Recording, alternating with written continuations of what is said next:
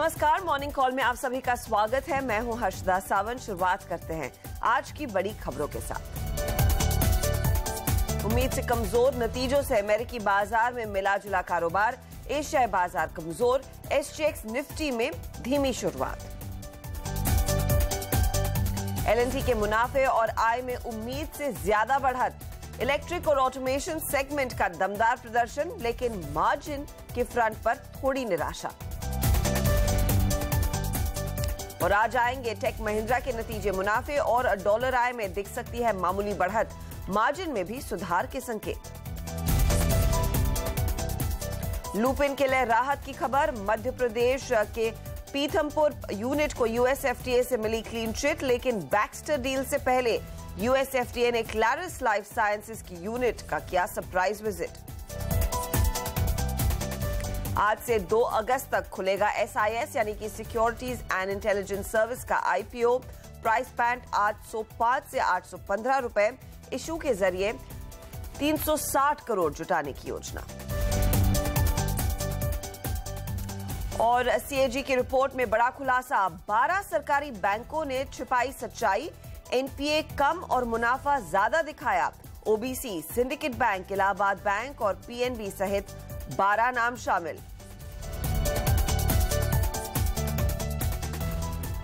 और आज सुबह के लिए क्या संकेत बनते दिखाई दे रहे हैं, इस पर हमारी नजरें रहेंगी। याद रखिए, रिजल्ट सीजन जारी है तो स्टॉक स्पेसिफिक एक्शन पर भी जोर दिया जाएगा। लेकिन पहले एसजीएक्स निफ्टी की चाल आपकी स्क्रीन पर 10,022 के आसपास, यानी कि हल्की सी गिरावट के साथ कारोबार की शुरुआत होने के आसार बनते दिखाई दे रहे हैं। अंतर्राष्ट्रीय बाजारों से क्या संकेत है, ये हम आपको बताएंगे। साथ ही ये भी बताएंगे कि क्या ट्रेड आपके लिए बेस्ट रहेगा। ऐसे में हमारे मार्केट एडिटर अनिल सिंघवी की क्या राय बन रही है, ये आपकी स्क्रीन पर लेकर आते हैं। उनका मानना है दायरे बंद रहेगा बाजार। खासकर नई सीरीज की शुरुआत थोड़ी सी नर्म होती हुई दिखाई दे रही है, तो निफ्टी में निचले लेवल्स पर खरीदारी के मौके ही ढूंढने चाहिए। क्या रेंज रहेगी, ये भी आपकी स्क्रीन पर लेकर आते हैं। उनका मानना है कि बाजार को सपोर्ट निचले स्तरों पर जरूर मिलता दिखाई देगा। ऐसे में जो आज साफ तौर से ट्रेड बनता दिखाई देगा वो 9950 से 10,000 के ऊपर का रहेगा। निचले लेवल्स पर सपोर्ट की तलाश में बाजार पिछले कई दिनों से ट्रेड करता दिखाई जरूर दे रहा है, लेकिन क्रक्स यही है कि निफ्टी में खरीदारी की पोजीशन आपकी होनी चाहिए। ऐसे में सबसे पहले देख लेते हैं कि ग्लोबल मार्केट से क्या क्यों मिल रहा है। याद रखिए, फ्राइडे के सत्र में अंतर्राष्ट्रीय बाजार थोड़े से फीके पड़ते हुए दिखाई दिए थे, उसका असर भारतीय बाजारों पर भी पड़ा था। तो आज सुबह सवेरे क्या संकेत है, नीरज बाजपेयी हमारे साथ जुड़ गए हैं। नीरज नमस्कार, बताइए। Good morning Harshada. और संकेत अगर आप देखेंगे तो थोड़े से वीक है, क्योंकि शुक्रवार का सेशन अमेरिकी बाजारों का अच्छा नहीं था। वहाँ पे जो नतीजों का सिलसिला चल रहा है उसमें अमेजॉन के रिजल्ट्स काफ़ी कमज़ोर है, उसके बाद स्टॉक की अच्छी खासी पिटाई हुई और इसी वजह से पूरा टेक्नोलॉजी पैक आप देखेंगे वहाँ कमज़ोरी के साथ बंद हुआ। ओल्ड इकोनॉमी के स्टॉक्स जो थे वहाँ पे थोड़ी सी राहत थी, तो आपको डाउ हल्का सा ऊपर दिखेगा, लेकिन उससे बहुत फर्क नहीं पड़ेगा। भारतीय बाजारों के लिए एक और चिंता है कि कच्चा तेल काफ़ी तेजी से ऊपर गया है, $52 से ऊपर निकल गया है ब्रेंट, और वो एक कंसर्न हो सकता है क्योंकि रीअलाइनमेंट हो रहा है। साथ ही सऊदी अरब की तरफ से लगातार एक्सपोर्ट और प्रोडक्शन कट हो रहा है। तीसरा, रसिया में जो सैंक्शंस लगे हैं तो करीब 800 डिप्लोमेट फोर्सफुली रसिया ने बाहर निकाल दिया अमेरिका के। इसकी वजह से थोड़ा तनाव बढ़ने से भी क्रूड में एक तेजी आ रही है। लेकिन जो लेटेस्ट डेवलपमेंट है, जो ज़्यादा चिंता की वजह हो सकती है, वो नॉर्थ कोरिया ने एक और मिसाइल फायर की है। सक्सेसफुल लॉन्च था और उसकी रेंज अमेरिका मेन लैंड तक हो सकती है। अब दिक्कत वहाँ की, ट्रंप का यह कहना है कि चीन इस बात को कंटेन नहीं कर पा रहा है और वो उससे बहुत नाराज है। उन्होंने एक ट्वीट किया जिसमें उन्होंने लिखा कि अब बातचीत के सारे रास्ते बंद हो चुके हैं, अब कार्रवाई का समय है। तो ये एक जियोपॉलिटिकल लेटेस्ट डेवलपमेंट है जिससे शायद बाजारों में थोड़ी चिंता, ये सावधानी हो सकती है। तो विदेशी बाजारों से ये संकेत अच्छा नहीं है। नॉर्थ कोरिया जिस तरह के लगातार वो मिसाइल टेस्ट करता दिखाई दे रहा है, लेकिन क्या भारतीय बाजार इस पर ज्यादा गौर करेंगे या फिर इंटरनल्स पर ज्यादा फोकस रहेगा। अनिल सिंघवी हमारे साथ जुड़ गए। अनिल गुड मॉर्निंग, बताइए क्या राय बन रही है आपकी आज मार्केट्स पर। Good morning Harshada. वैसे तो 9,950 और 10,025 ये निफ्टी की ट्रेडिंग रेंज नजर आती है और इस रेंज के बाहर जिस तरफ बाजार निकलेंगे उस तरफ 50-75 पॉइंट का मूव एक और आ सकता है। लेकिन अभी भी जो नीरज बता रहे थे वो थोड़ी चिंता की बात है कि फिर से तनाव बढ़ रहा है और इस बार थोड़ा मामला ज्यादा गर्म नजर आ रहा है। तो ऐसे में हो सकता है थोड़ी कमजोरी हो। तो ऐसे में 9,950 ये है निफ्टी का लोअर रेंज है। उसके आसपास एक बार की मौका देखा जा सकता है अगर ग्लोबल मार्केट्स बहुत ज्यादा कमजोर ना हो। भारतीय बाजार खुलने तक एशियाई बाजारों पर नजर रखनी चाहिए और अगर ठीक ठाक सी कमजोरी हो 0.5% तक की अगर ग्लोबल मार्केट्स में, तो फिर हमारे यहाँ 9,950 वो एक अच्छा लेवल होगा जहां पर एक बार की खरीदारी का मौका देखा जा सकता है 9,900 के स्टॉप लॉस के साथ। और 10,025 और उसके बाद 10,075 ये दो टारगेट रखे जा सकते हैं ऊपर की तरफ। बैंक निफ्टी भी इंटरेस्टिंग नजर आ रहा है। 24,650 और 24,900 ये बैंक निफ्टी की ट्रेडिंग रेंज नजर आ रही है जो डेटा दिख रहे हैं उसकी याद से। और इस रेंज के लोअर एंड के आसपास खरीदारी की जा सकती है यहाँ पर भी। और उसके बाद 24,800 24,900 के आसपास के टारगेट के लिए यहाँ पर भी एक मौका तेजी का बन सकता है। तो ये हैं लेवल्स जिस पर नजर रखनी चाहिए। लेकिन हाँ, क्योंकि ये लेटेस्ट डेवलपमेंट जो चाइना और कोरिया के हो रहे हैं, अमेरिका के, इन पर एक बार जरूर नजर रखें। अब तो आप कह रहे हैं विदेशी बाजारों से जो संकेत मिलेंगे वो इम्पोर्टेंट रहेंगे। अनिल, इस लिहाज से मुझे ये भी बताइए कि बैंक निफ्टी में आपने जो रेंज दी है इसमें आप कितना फैक्टर इन कर रहे हैं कि एक तो पीएसयू बैंकों को लेकर सीएजी की रिपोर्ट निकल कर आई है जहां पर एक सो कॉल झटका लग सकता है, क्योंकि साफ तौर से इस रिपोर्ट में कहा गया है कि एनपीए कम दिखाए हैं, मुनाफा ज्यादा दिखाया है और दूसरी तरफ यहाँ पर पॉलिसी भी है इस हफ्ते। तो क्या ट्रेड उस लिहाज से बनाया जाए? थोड़ी सी सेंटिमेंटल इम्पैक्ट है, लेकिन अच्छी बात है कि इस रिपोर्ट में जिन बैंक्स के नाम है उनमें से एक भी बैंक निफ्टी में अपना बहुत ज्यादा वजन नहीं रखता। हाँ, साथ ही बैंकिंग स्टॉक्स के लिए ये भी फैक्टर है कि सेंट्रल बैंक और देना बैंक के रिजल्ट भी खराब है, तो मिड कैप सरकारी बैंक्स के लिए थोड़ा सा मुश्किल भरा वक्त हो सकता है।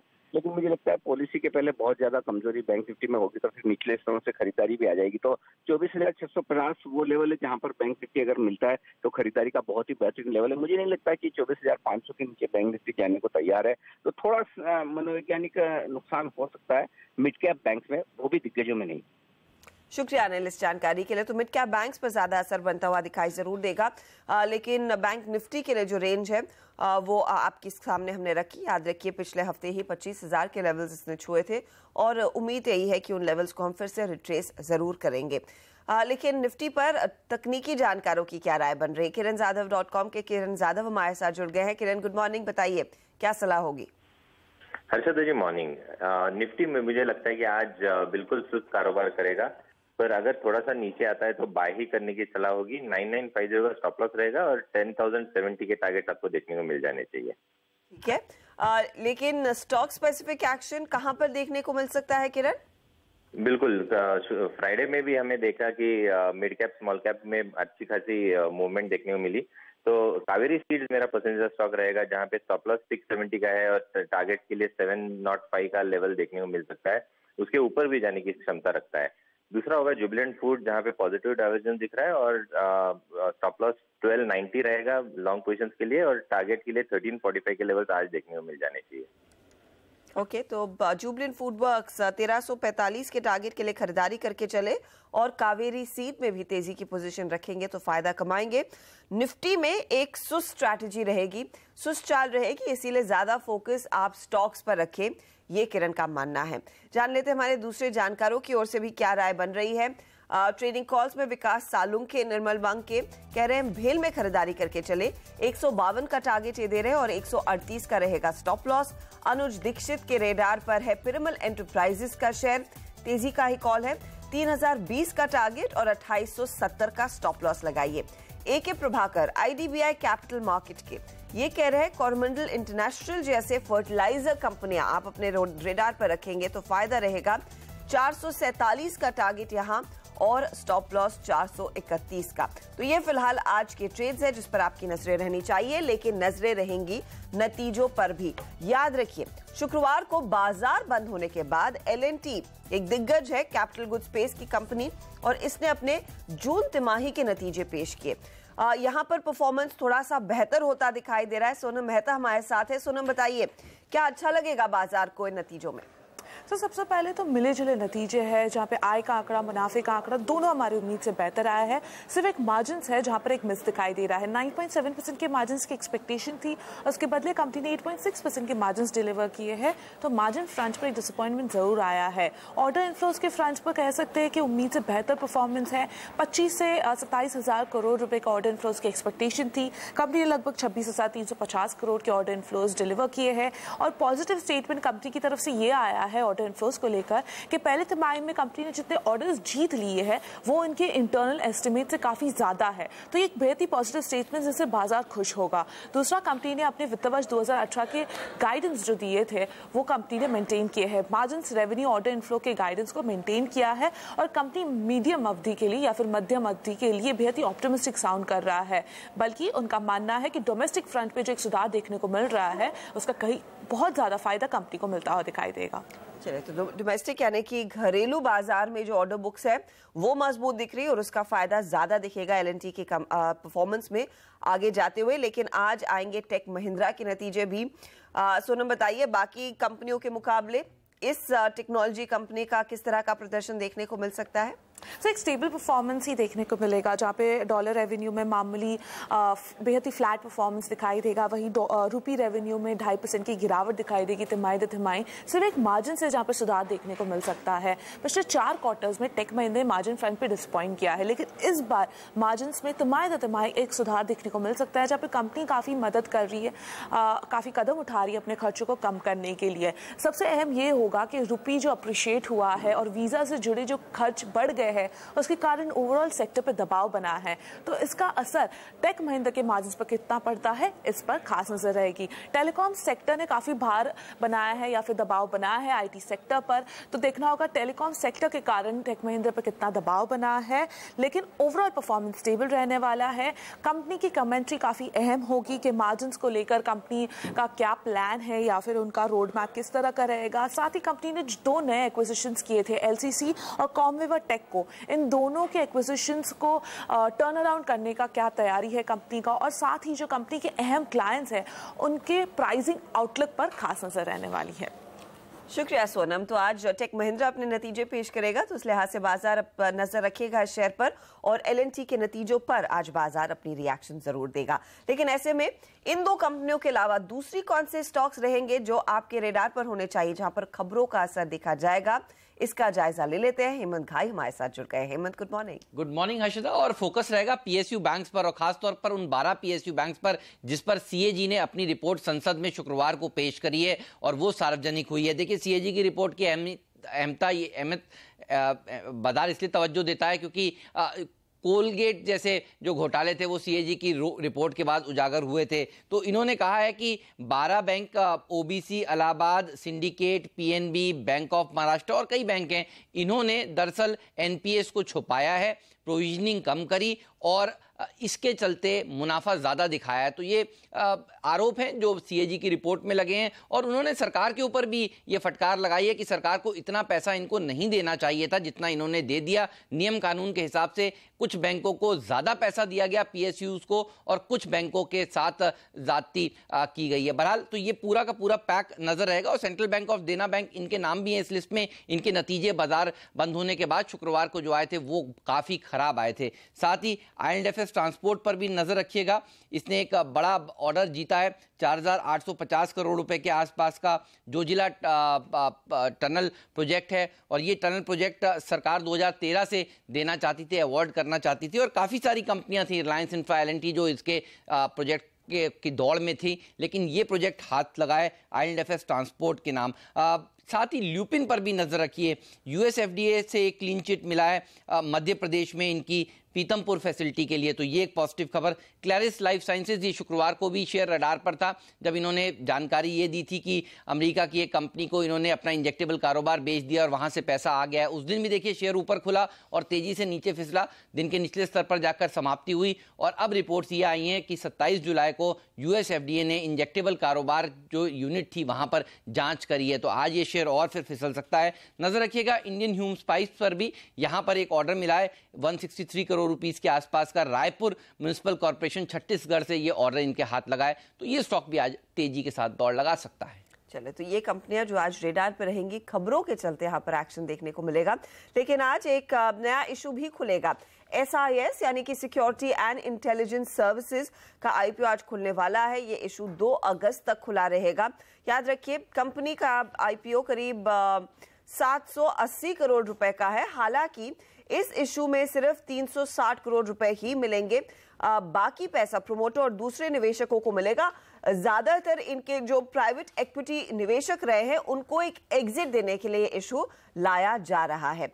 SIS ने अपने इशू का प्राइस बैंड जो रखा है वो आपको बता दें 805 से 815 रुपए प्रति शेयर के बीच है और ये पहली सिक्योरिटी एंड इंटेलिजेंस सर्विसेज वाली कंपनी होगी जो भारतीय बाजारों में लिस्ट होने की तैयारी कर रही है। तो इस इशू पर भी आपकी नजरें होनी चाहिए और हम आपको बताएंगे आज दिन भर CNBC आवाज पर जानकारों की क्या राय बन रही है, इसमें पैसा लगाया जाए या नहीं। फिलहाल वक्त हो रहा है एक छोटे से ब्रेक का। ब्रेक के बाद आपको बताएंगे कमोडिटी और करेंसी मार्केट का क्या हाल है, वहां पर क्या ट्रेड लिया जाए।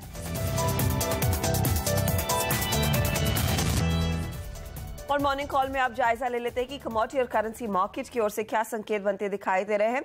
पहले बताया आपको कि अमेरिकी उत्पादन में गिरावट के बाद कच्चे तेल में हम देख रहे हैं 2 महीने के हाईस पर ट्रेड बनता दिखाई दे रहा है। ब्रेंट देखिए $52 के ऊपर ट्रेड करता हुआ, नाइमेक्स भी लगभग $50 की काफी करीब आ चुका है। साथ ही साथ अगर सोने का भी जायजा ले तो 7 हफ्तों की ऊंचाई पर यह पहुंचा है। हालांकि अमेरिका की कमजोर आर्थिक आंकड़ों के चलते डॉलर इंडेक्स 13 महीने के निचले स्तरों के करीब ट्रेड करता हुआ दिखाई दिया। इनफैक्ट सोने में जो लेवल्स देखे जा रहे हैं उसके पीछे ये भी एक ट्रिगर है कि बहुत जल्द ही एक रेट हाइक की जो उम्मीद बैठी हुई थी बाजार में वो थोड़ी सी सबड्यू होती हुई दिखाई दे रही है। ऐसे में आपने क्या ट्रेड लेना है इसका जायजा ले लेते हैं। अनुज गुप्ता की राय आपकी स्क्रीन पर लेकर आएंगे और अनुज कह रहे हैं कि MCX में खरीदारी का दिन है, तेजी करनी चाहिए। किन लेवल्स पर तेजी करेंगे? 28,400 के आसपास MCX गोल्ड खरीदिए। स्टॉप लॉस आप लगाएंगे 28,250 पर और टारगेट रहेगा 28,650 का। साथ ही कच्चे तेल में आज तेजी का मूड बनता दिखाई दे रहा है। $52 के ऊपर ब्रेंट में ट्रेड है तो भारतीय बाजारों को भी इसका फायदा मिलेगा। तेजी कीजिए, 3150 के आसपास खरीदेंगे तो बेहतर है। स्टॉप लॉस 3100 पर लगाइएगा और 3250 के आसपास आपके लिए टारगेट रहेगा। उनका मानना है US डॉलर में भी तेजी की पोजीशन लेनी चाहिए। यहाँ पर जो लेवल्स दे रहे हैं वो 6450 का रहेगा और साथ ही साथ स्टॉप लॉस 6420 के आसपास लगाएंगे इस ट्रेड में। तो ये फिलहाल आपके लिए राय आज कमोडिटी मार्केट्स की ओर से। लेकिन जैसे हम आपको बता रहे थे आज बैंकिंग शेयरों पर सभी की नजरें रहने वाली है क्योंकि CAG की रिपोर्ट में 12 बैंकों के नाम आए हैं जिसमें bank of Maharashtra, oriental bank of commerce, Allahabad bank ऐसे नाम शामिल है जहां पर माना यही जा रहा है कि इन्होंने NPA काफी कम दिखाया है, प्रोविजनिंग भी कम दिखाई है, जिससे मुनाफा जितना हुआ वो काफी ज्यादा बनता दिखाई दे रहा है। संसद में पेश CAG की रिपोर्ट में ये चौंकाने वाली सामने चीजें निकल कर आई हैं। अब और क्या क्या कहा गया है इस CAG की रिपोर्ट में लक्ष्मण रॉय से समझ लेते हैं। लक्ष्मण ने इनफैक्ट ये रिपोर्ट कुछ देर पहले ही फाइल की। लक्ष्मण बताइए, बढ़ा चढ़ाकर दिखाने की बात की गई है मुनाफे को खासकर, और क्या क्या CAG की रिपोर्ट कह रही है?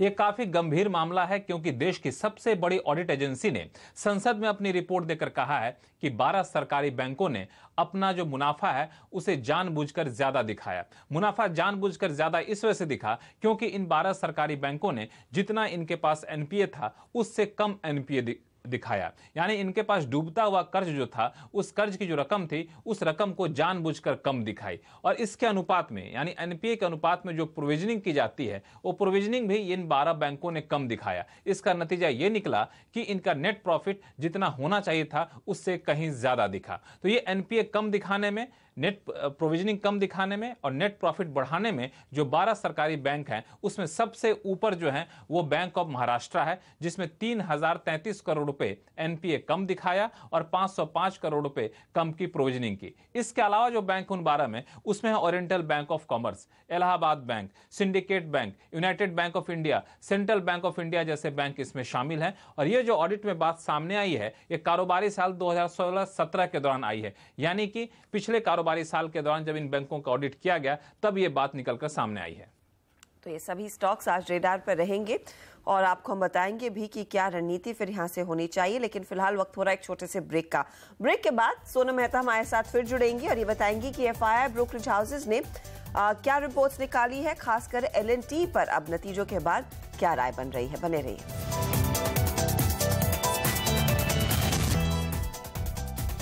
और अब मॉर्निंग कॉल में बात करते हैं एफआई ब्रोकरेज हाउसेस के रेडार पर कौन से शेयर हैं और क्या रिपोर्ट्स में कहा जा रहा है। हमारी रिसर्च एनालिस्ट सोनम मेहता हमारे साथ फिर जुड़ गई हैं। सोनम, पहले एल&टी क्या कह रहे हैं ब्रोकरेजेस इन नंबर्स के बाद? एल&टी पर ज़्यादातर ब्रोकरेज हाउसेस ने अपनी रेटिंग को बरकरार रखा है, अपने लक्ष्य को बरकरार रखा है, उनको नतीजे पसंद आए हैं, लेकिन उनका मानना है मार्जिन्स के फ्रंट पे जो एक डिसअपॉइंटमेंट आ रहा है वो एक रिस्क बना रहेगा। मैक्वायरी ने एल&टी पर अपनी हाई कन्विक्शन आउट परफॉर्मेंस की रेटिंग को बरकरार रखा है। लक्ष्य 1417 रुपये का दे रहे हैं, मौजूदा भाव से उनको 22% का अपसाइड दिखाई दे रहा है। जेपी मॉर्गन का लक्ष्य तो काफ़ी भारी है, 1925 का लक्ष्य दे रहे हैं, मौजूदा भाव से उनको 60% से ज़्यादा का अपसाइड दिखाई दे रहा है। ओवेट की रेटिंग को बरकरार रखा है। क्रेडिट स्विस ने एल&टी पर अपना जो लक्ष्य है वो बढ़ा दिया है, 1330 से लक्ष्य को बढ़ाकर 1373 का कर दिया है। आउट परफॉर्मेंस की रेटिंग को बरकरार रखा है, मौजूदा भाव से उनको 15% का अपसाइड दिखाई दे रहा है। इसके अलावा रेडार पर क्या है सोनम? दूसरी कंपनियां जिन्होंने मार्केट आज के बाद अपने तिमाही नतीजे घोषित किए थे वो ब्रोकरेज हाउसेस के रडार पे है। एलआईसी हाउसिंग फाइनेंस इसमें रडार पे है। सीएलएस ने एलआईसी हाउसिंग फाइनेंस पर अपनी खरीदारी की रेटिंग को बरकरार रखा है, लक्ष्य को बढ़ा दिया है, 810 से लक्ष्य को बढ़ाकर 860 का कर दिया है, मौजूदा भाव से 19% का अपसाइड दिखाई दे रहा है। जेफरीज ने इंडिया सीमेंट पर अपनी होल्ड की रेटिंग को बरकरार रखा है, लक्ष्य को भी बदला नहीं है, 176 का लक्ष्य दे रहे हैं, मौजूदा भाव से 13% का डाउनसाइड उनको दिखाई दे रहा है। बायोकॉन पे फ्राइडे को तो रिपोर्ट्स नहीं आई थी, आज वो रिपोर्ट्स आ गई है जहां पे मॉर्गन स्टैनली ने बायोकॉन पर अपनी ओवेट की रेटिंग को बरकरार रखा है, लक्ष्य को बढ़ा दिया है, 421 से लक्ष्य को बढ़ाकर 434 का कर दिया है, मौजूदा भाव से उनको 11% का अपसाइड दिखाई दे रहा है। सिटी ने भी बायोकॉन पर अपनी खरीदारी की रेटिंग को बरकरार रखा है, लक्ष्य 405 रुपए का दे रहे हैं, मौजूदा भाव से उनको 4% का अपसाइड दिखाई दे रहा है। शुक्रिया सोनम इस जानकारी के लिए। तो तमाम स्टॉक्स जहां पर आज एक्शन देखने को मिलेगा और एफआई ब्रोकरेजेस की रिपोर्ट्स भी निकल कर आ गई है, लेकिन फोकस ऑफ कोर्स एल&टी पर पहले रखा जाएगा। इसी के साथ एक बार फिर चेक ले लेते हैं कि एसजीएक्स निफ्टी किन लेवल्स पर ट्रेड करता हुआ दिखाई दे रहा है। थोड़ी सी नरमी के साथ शुरुआत रहेगी, ये ऐसे आसार बनते हुए दिखाई जरूर दिए हैं ट्रेड के। 10,027 एकदम सपाट हो चुका है। पहले आपको याद होगा करीब 12-13 पॉइंट की गिरावट बनती हुई दिखाई दे रही थी, लेकिन हम आपको बता रहे हैं कि आज खरीदारी का दिन रहेगा। निचले लेवल्स अगर मिले आपको निफ्टी में तो तेजी की पोजीशन लीजिए। 9950 से 10,025 10,100 ये टारगेट रेंज रहेगा अनिल सिंघवी के लिहाज से, तो इन लेवल्स पर ध्यान दिया जाए। और ऑफ कोर्स एल&टी अपने नतीजे पेश कर चुका है, उस पर बाजार रिएक्ट करेगा। टेक महिंद्रा के नतीजे आने वाले हैं और ढेर सारी ऐसी छोटी कंपनियां हैं जो भी अपने नंबर्स पोस्ट करेंगी। इस सब पर हमारी नजरें बनी रहेंगी। फिलहाल मॉर्निंग कॉल में मुझे दीजिए इजाजत, लेकिन आप बने रहिए सीएनबीसी आवाज पर, क्योंकि ब्रेक के ठीक बाद आपके साथ जुड़ेंगे हेमंत और नीरज और आपके लिए लेकर आएंगे आपका पसंदीदा शो स्टॉक 2020। बने रहिए।